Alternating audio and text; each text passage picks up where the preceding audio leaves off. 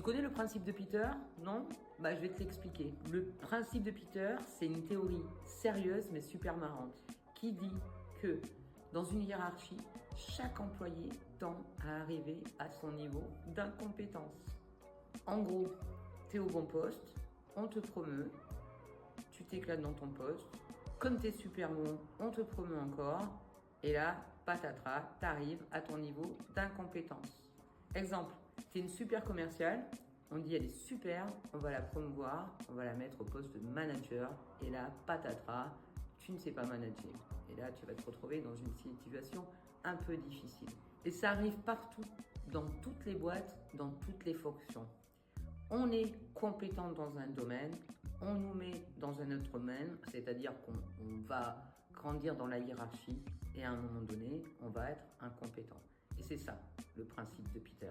C'est arriver, toucher son niveau d'incompétence. Alors, comment on fait pour éviter le principe de Peter? Il y a 3 petits trucs simples.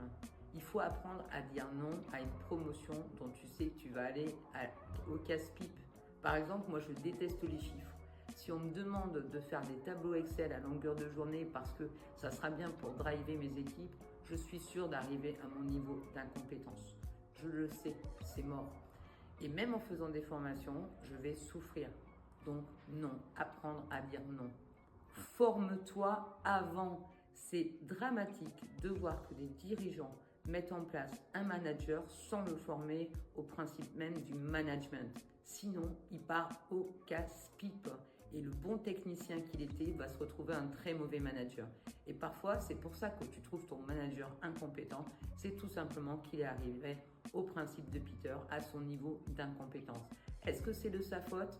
Peut-être, parce qu'il n'a pas su dire non. Sois OK avec le fait de rester à un poste que tu kiffes.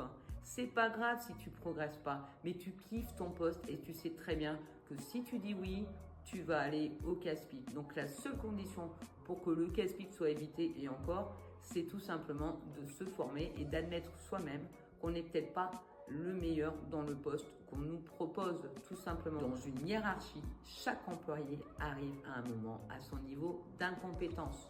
Ne sois pas celui-ci. Salut!